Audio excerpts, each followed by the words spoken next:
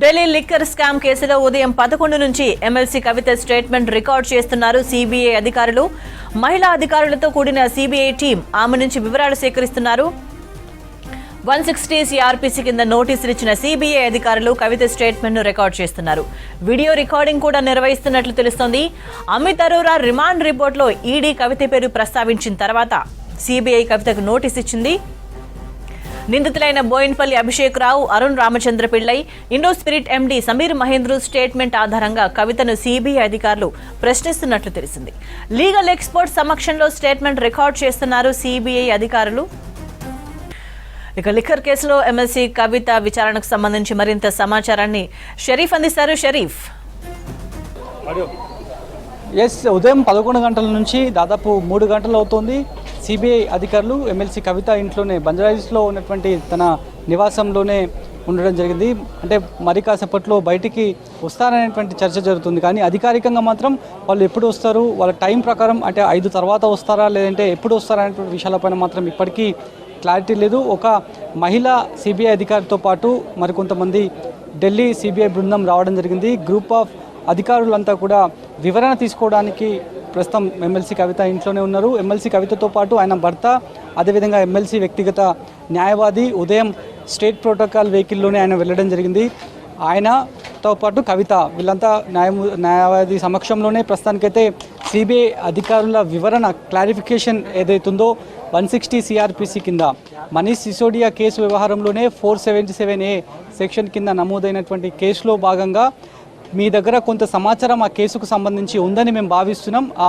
ఆ విషయాలతో పాటు చర్చించడానికి కొన్ని వివరణ తీసుకోవడానికే ఇక్కడికి రావాల్సి వచ్చిందనేటువంటి విషయాలను కూడా ముందుగానే నోటీస్లో 160 సిఆర్పిసి నోటీస్ కింద మెన్షన్ చేయడం జరిగింది. అంతకంటే ముందే 6వ తారీఖు రోజే విచారణకు వస్తాం, అందుబాటులో ఉండండి, హైదరాబాద్లో అయినా సరే లేదంటే ఢిల్లీలో తమ వ్యక్తిగత నివాసం అయినా సరే యాజ్ పర్ యువర్ కన్వీనియన్స్ అనేటువంటి రిక్వెస్ట్ని కూడా సిబిఐ అధికారులు పెట్టడం జరిగింది. కానీ ఆమె మాత్రం కేసుకు సంబంధించినటువంటి పూర్వాపరాలు కావచ్చు లేదంటే ఎఫ్ఐఆర్లో తన పేరు లేదని మెన్షన్ చేసింది. ఆ తర్వాత ఎలాంటి డాక్యుమెంట్ కూడా తనకి ఇప్పటివరకు ఈ కేసు రిలేటెడ్గా అందలేదు, ఫిజికల్గా కానీ సాఫ్ట్ కాపీలు కూడా ఏవి కూడా అందలేదు అనేటువంటి విషయాన్ని కూడా ఆమె మెయిల్ ద్వారా రైజ్ చేసింది. ఆమె రిక్వెస్ట్ని, ఆమె చేసినటువంటి విజ్ఞప్తికి కూడా సిబిఐ అధికారులు సానుకూలంగా స్పందించి అవన్నీ కూడా మళ్ళీ రీసబ్మిట్ చేశారు. రీసబ్మిట్ చేసిన తర్వాత కూడా ఇంకా ఎప్పుడైతే పలానా డేట్ రోజు వస్తామనేటువంటి డేట్ని ఫిక్స్ చేశారో ఆ డేట్లలో కొన్ని చేంజెస్ ఉన్నాయి. తనకి రిక్వైర్మెంట్ ఉంది, కొన్ని డేట్స్లలో నేను బిజీగా ఉంటున్నాను, అప్పటికే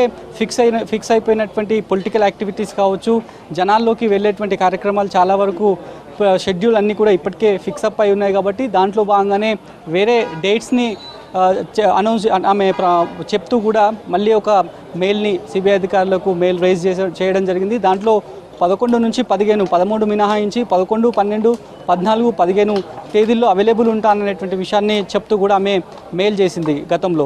ఆ తర్వాత మళ్ళీ ఆ మెయిల్కి సిబిఐ అధికారులు రిప్లై ఇవ్వడం జరిగింది.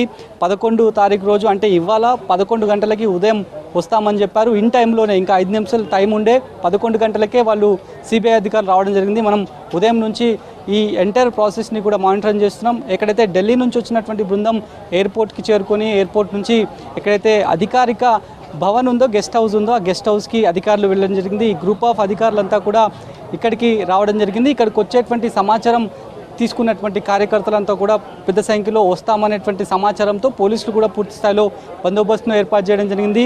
ఎమ్మెల్సీ కవిత నివాసానికి 2 వైపులా అటు లెఫ్ట్ సైడ్ అటు రైట్ సైడ్ 2 సైడ్స్ కూడా బోత్ బ్యారికేడ్లను ఏర్పాటు చేశారు. దాంతోపాటు కనెక్టివిటీ ఉన్న రోడ్లో అక్కడ కూడా బ్యారికేడ్ని ఏర్పాటు చేశారు. కొంతమంది కార్యకర్తలు కూడా వచ్చే ప్రయత్నం చేశారు. కానీ అంతకంటే ముందే ఎమ్మెల్సీ కవిత నుంచి ఆ రాజకీయ వర్గాల నుంచి కూడా కార్యకర్తలకు ఇన్స్ట్రక్షన్స్ వెళ్ళినట్లుగా కూడా కొంతమంది కార్యకర్తలతో మాట్లాడుతూ చెప్పారు. పెద్ద సంఖ్యలో గుమ్మిగూడొద్దు, ఎవరు కూడా ప్రెమిసెస్లో రావద్దు, ఈ సిబిఐ అధికారులకి ఇబ్బంది కలిగే అవకాశం ఉంటుంది కాబట్టి దీంట్లో పొలిటికలైజ్ చేయొద్దు అనేటువంటి ఇన్స్ట్రక్షన్స్ కూడా కవితకు సంబంధించినటువంటి కార్యకర్తలకు అందరికీ కూడా మెసేజ్ ఫార్వర్డ్ అయినప్పటికీ కూడా చాలామంది దాదాపు 100 నుంచి 150 మంది కూడా రావడం జరిగింది.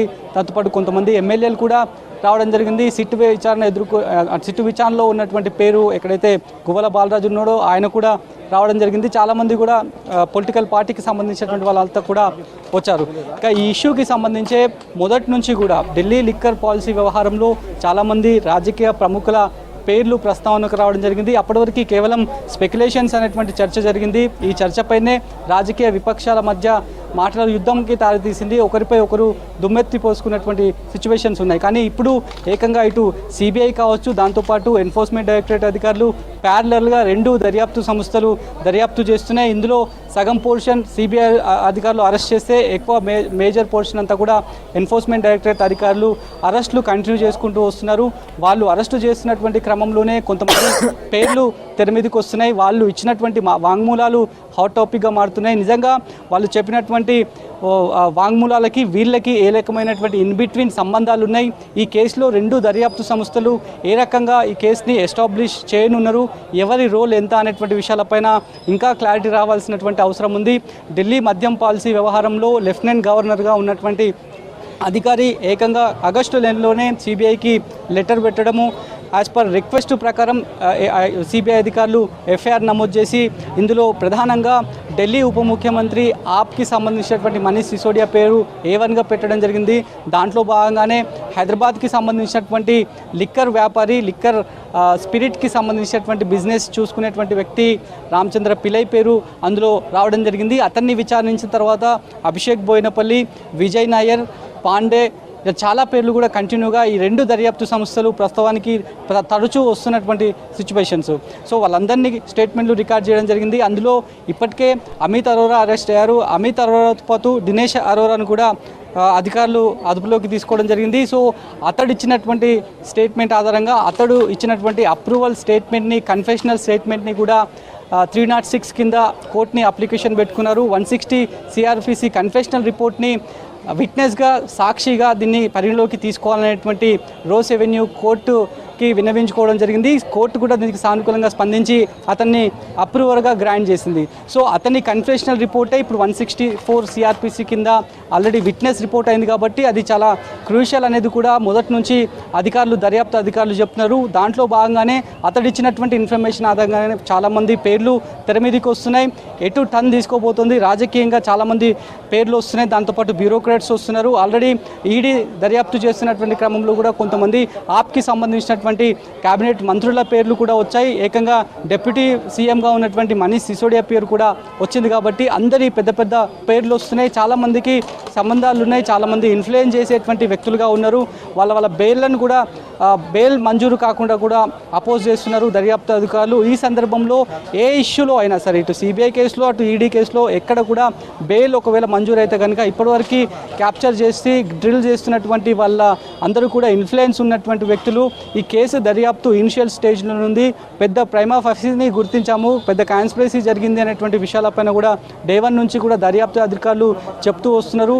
మరి ఇప్పుడు ఆల్రెడీ ఎమ్మెల్సీ కవితకు సంబంధించి కేవలం ఒక 160 సిఆర్పిసి కింద విట్నెస్గానే వివరణ తీసుకుంటున్నారు అనేటువంటి విషయాలను కవితకు సంబంధించినటువంటి లీగల్ టీం అంతా కూడా చెప్తోంది. ఈ రిపోర్ట్ తీసుకున్న తర్వాత, వివరణ తీసుకున్న తర్వాత అధికారికంగా సిబిఐ అధికారులు ఏమన్నా చెప్పనున్నారా లేదా అనేది చూడాలి. ఎందుకంటే ఎప్పుడైతే ఆగస్టు నెలలో ఎఫ్ఐఆర్ నమోదు చేసిన తర్వాత రైడ్స్ కంటిన్యూ చేసింది. హైదరాబాద్కి కూడా వచ్చి సిబిఐ అధికారులు సైమల్టేనియస్గా రైడ్స్ చేశారు. కొంతమందిని ఇక్కడ నుంచి తీసుకువెళ్ళి విచారణ పేరుతో కూడా నోటీసులు ఇచ్చి విచారణ కూడా ఢిల్లీ కేంద్రంగా విచారణ చేశారు. ఆ విషయాన్ని అంతా కూడా చాలా గోప్యంగా ఉంచారు. ఎప్పుడైతే సిబిఐ కేసు ఆధారంగా చేసుకొని ఎన్ఫోర్స్మెంట్ డైరెక్టరేట్ అధికారులు ఈసీఆర్ నమోదు చేశారు.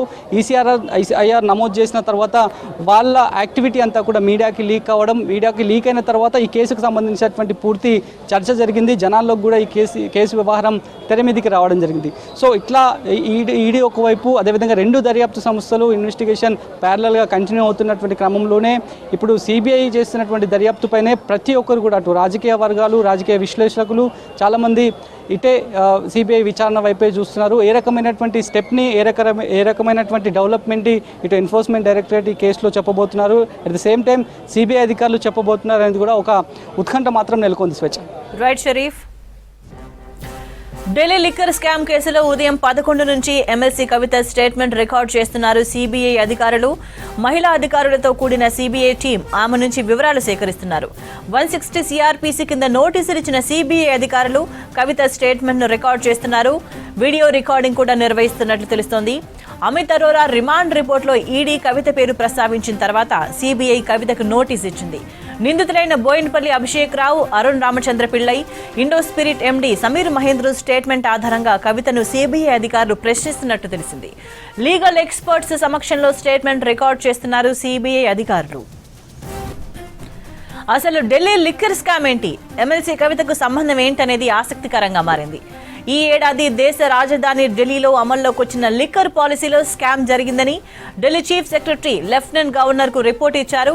సిఎస్ రిపోర్ట్ ఆధారంగా ఢిల్లీ లెఫ్టినెంట్ గవర్నర్ లిక్కర్ పాలసీపై సిబిఐ విచారణకు ఆదేశించారు. దీంతో 16 మందితో ఎఫ్ఐఆర్ నమోదు చేసింది సిబిఐ. తర్వాత విచారణలో భాగంగా హైదరాబాద్ కు చెందిన బోయినపల్లి అభిషేక్ రావును అరెస్ట్ చేసి విచారించింది. రాబిన్ డిస్టిలరీ డైరెక్టర్ రామచంద్ర పిళ్ళైని కూడా ప్రశ్నించింది సిబిఐ. అయితే వీళ్లందరూ భాగంగా ఉన్న సౌత్ గ్రూపే ఢిల్లీ లిక్కర్ పాలసీ తయారీలో కీలక పాత్ర పోషించారనేది ప్రధాన ఆరోపణ. ఆ లిక్కర్ పాలసీ తయారీ వెనుక అక్రమ సంపాదన పొందాలనే కుట్ర ఉందని ఆరోపిస్తున్నాయి దర్యాప్తు సంస్థలు. సిబిఐ అరెస్ట్ చేసిన బోయినపల్లి అభిషేక్ రావు ఎమ్మెల్సీ కవితకు అత్యంత సన్నిహితుడిగా చెప్తున్నారు. అతను రామచంద్ర పిళ్ళై స్టేట్మెంట్ ఆధారంగా కవితకు సిబిఐ నోటీసులు ఇచ్చి వివరాలు సేకరిస్తున్నట్టు తెలుస్తోంది. ఢిల్లీ లిక్కర్ స్కామ్ కేసులో అమిత్ అరోరా రిమాండ్ రిపోర్టులో ఎమ్మెల్సీ కవిత పేరును ప్రస్తావించారు ఈడీ అధికారులు. ఆమ్ ఆద్మీ పార్టీకి కమిషన్ల కోసమే ఢిల్లీ లిక్కర్ పాలసీలో అత్యధికంగా మార్జిన్ పెట్టారని ఆరోపించారు. ఆమ్ ఆద్మీ పార్టీ తరపున విజయ్ నాయర్ 100 కోట్ల ముడుపులు తీసుకున్నట్లు చెప్పారు. విజయ్ నాయర్ కు సౌత్ గ్రూప్ నుంచి 100 కోట్లు అందాయని, సౌత్ గ్రూప్ లో MLC Kavitha, AP YCP MP Magunta Srinivasulu, Sarath Reddy ఉన్నారని ఈడీ తెలిపింది. 2021 డిసెంబర్ నుంచి ఈ ఏడాది ఆగస్టు వరకు కవిత 10 ఫోన్లు మార్చారని అమిత్ అరోరా రిమాండ్ రిపోర్టులో ఈడీ అధికారులు ప్రస్తావించారు. సిబిఐ తొలి ఛార్జ్షీట్లో కవితకు అత్యంత సన్నిహితుడిగా చెప్తున్న బోయినపల్లి అభిషేక్ రావును నిందితుడిగా చేర్చారు. ఆ తర్వాత రామచంద్ర పిళ్ళై, అభిషేక్ రావు ఇచ్చిన వివరాల ఆధారంగా కవితకు నోటీసులు ఇచ్చి వివరాలు సేకరిస్తున్నారు సిబిఐ అధికారులు. ఢిల్లీ లిక్కర్ స్కామ్ కేసులో ఉదయం 11 నుంచి ఎమ్మెల్సీ కవిత స్టేట్మెంట్ రికార్డ్ చేస్తున్నారు సిబిఐ అధికారులు. మహిళా అధికారులతో కూడిన సిబిఐ టీం ఆమె నుంచి వివరాలు సేకరిస్తున్నారు. 160 సిఆర్పిసి కింద నోటీసులు ఇచ్చిన సిబిఐ అధికారులు కవిత స్టేట్మెంట్ ను రికార్డ్ చేస్తున్నారు. వీడియో రికార్డింగ్ కూడా నిర్వహిస్తున్నట్లు తెలుస్తోంది. అమిత్ అరోరా రిమాండ్ రిపోర్టులో ఈడీ కవిత పేరు ప్రస్తావించిన తర్వాత సిబిఐ కవితకు నోటీసు ఇచ్చింది. నిందితులైన Boinpally Abhishek Rao, Arun Ramachandra Pillai, Indo Spirit MD Sameer Mahendru statement ఆధారంగా కవితను సిబిఐ అధికారులు ప్రశ్నిస్తున్నట్లు తెలిసింది. లీగల్ ఎక్స్పర్ట్ సమక్షంలో స్టేట్మెంట్ రికార్డ్ చేస్తున్నారు సిబిఐ అధికారులు. అసలు ఢిల్లీ లిక్కర్ స్కామ్ ఏంటి, ఎమ్మెల్సీ కవితకు సంబంధం ఏంటనేది ఆసక్తికరంగా మారింది. ఈ ఏడాది దేశ రాజధాని ఢిల్లీలో అమల్లోకి వచ్చిన లిక్కర్ పాలసీలో స్కామ్ జరిగిందని Delhi chief secretary lieutenant governor కు రిపోర్ట్ ఇచ్చారు. సిఎస్ రిపోర్ట్ ఆధారంగా ఢిల్లీ లెఫ్టినెంట్ గవర్నర్ లిక్కర్ పాలసీపై సిబిఐ విచారణకు ఆదేశించారు. దీంతో 16 మందితో ఎఫ్ఐఆర్ నమోదు చేసింది సిబిఐ. తర్వాత విచారణలో భాగంగా హైదరాబాద్ కు చెందిన బోయినపల్లి అభిషేక్ రావును అరెస్ట్ చేసి విచారించింది. రాబిన్ డిస్టిలరీ డైరెక్టర్ రామచంద్ర పిళ్ళైని కూడా ప్రశ్నించింది సిబిఐ. అయితే వీళ్లందరూ భాగంగా ఉన్న సౌత్ గ్రూపే ఢిల్లీ లిక్కర్ పాలసీ తయారీలో కీలక పాత్ర పోషించారనేది ప్రధాన ఆరోపణ. ఆ లిక్కర్ పాలసీ తయారీ వెనుక అక్రమ సంపాదన పొందాలనే కుట్ర ఉందని ఆరోపిస్తున్నాయి దర్యాప్తు సంస్థలు. సిబిఐ అరెస్ట్ చేసిన బోయినపల్లి అభిషేక్ రావు ఎమ్మెల్సీ కవితకు అత్యంత సన్నిహితుడిగా చెప్తున్నారు.